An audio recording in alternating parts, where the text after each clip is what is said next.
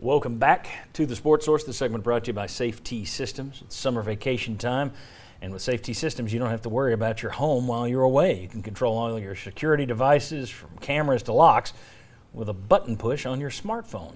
Unlock remotely when someone needs in, lock it up behind them when they leave, all from miles away. Call VFL JJ Surlis and Safety Systems this week to check into all of the different security options they have for you. I guarantee you they'll beat any national company out there in terms of contracts. All right, Jimmy and Chuck, you guys, I had to grab the reins, pull you back a little because we had an LSU question in that first segment. I felt we were dancing near that third rail, so now I can ask it. LSU has a new coach in Brian Kelly, been a really good coach at Cincinnati and Notre Dame. But what's the scariest part of this trip? Is it the LSU roster, which looks to be thinned out? Is it just that trip to Baton Rouge where fans tend to have a lot of alcohol and get very loud and throw things at your bus? Or is it Brian Kelly and his track record? What's the scariest part of Tennessee going to LSU? I'm starting with Jimmy. Nope, you live down there. I'm starting with Jimmy. You don't look to Chuck. First off, what's this thing about drunken fans? What are you talking about? That doesn't sound like the Louisiana you know. Not at all. With all that beer. I'm going to go with roster, and I think that, one, they typically have talent at LSU. They just woefully underachieved, and a lot of those players didn't play hard, and I thought they quit under Ed Orgeron when the season started going sour. The other thing is they brought in 14 transfers. They brought in a quarterback from Arizona State that's pretty good. They've got a great receiver coming back in Kayshon Boutte. They've got a really good running back that was academically ineligible a year ago. With those transfers, and there are a lot of good players in that group, I think LSU's got a lot of talent. So I'm going to go the LSU roster is the biggest concern, not the fans who enjoy themselves at football games. Or Brian Kelly. Yeah. You're not worried about Brian Kelly? No, well, I'm worried about, I think he's a good coach. Yeah. But it's the talent he's got. Right. I think that helps make you a good coach. The one thing you want with all those drunken fans is to have it be an early kickoff when they're all hung over. Yeah, you don't want it to be. Yeah, you don't want it to be a night game. So CBS is the key to this. Exactly. I'm going to go with Brian Kelly, and I'm going to go with Brian Kelly because what's he going to do with all of that talent that was not utilized? And even NFL scouts will tell you LSU's got some players. Some of them were opting out, some of them were hurt, some of them just packed it in. Brian Kelly just kind of gave up on Notre Dame that's in the BCS hunt to take this job. This is one of the games their fans are going to be looking at. They expect them to beat Tennessee when Tennessee comes down there. I think it's going to be really key how Brian Kelly handles that kind of situation and all the talent they do have. And I've seen a lot of Tennessee fans on the social media, the message boards, and everything, talking about why wouldn't we go to LSU and win? Which I don't think it's, again, we did our locks and stuff. We didn't have LSU as a lock loss. Close, but they weren't a lock loss. So I understand why can't we go down there and win? You can, but I think there should be a little bit more fear. Maybe that's just the way Chuck learned this year during the NBA Finals. Chuck's a Celtics fan like I am, and I don't think a series went by when I didn't list the 15 reasons the Celtics were going to lose. That's just how I look at it. I'm not one of these guys who looks at a team and says, oh, yeah, we'll beat them because of this, we'll beat them.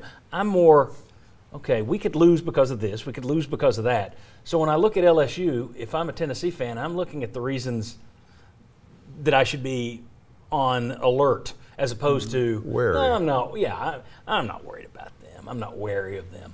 Okay. Is that LSU purple you have on? Well, there you go. Now I'm going to get tweets. I'm the one that called them drunk. So, no. Anyway, let's move on to Tennessee, Alabama. So you got LSU and Alabama back to back. You got Florida, open date, LSU, Alabama. That's not easy. On paper, the Vols shouldn't have much of a chance against Alabama.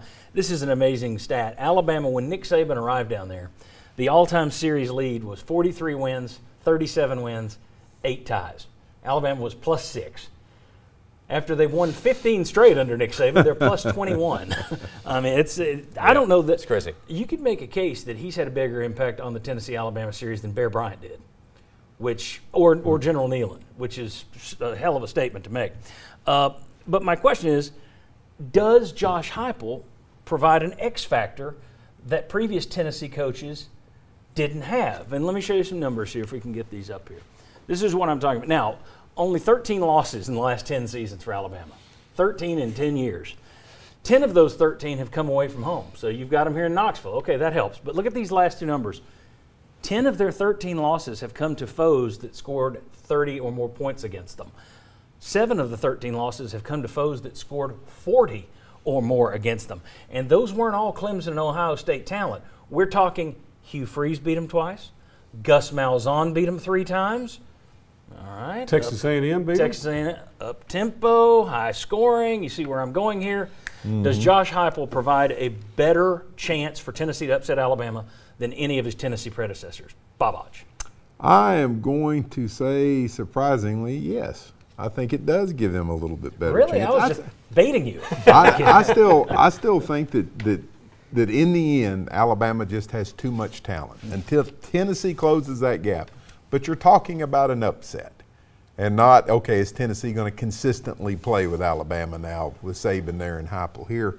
And so I think that this does give Tennessee a chance for an upset. You saw Tennessee got off to a really good start last year against Georgia, and then at turnovers, some things fell apart. If you can get off to a really good start and hang with Alabama, then as they say, anything can happen, and it is here. So I think Heupel's offense, he plays the same offense against Alabama that he's going to play against Ball State. So, let it all hang out and see what happens. So I'm going to say yes because of that. Josh, does he provide a little bit of an X factor? Yes. I wish you had used the graphic after we gave our answer, but it was the perfect setup because Tennessee's had 2 real games where they had a shot, right?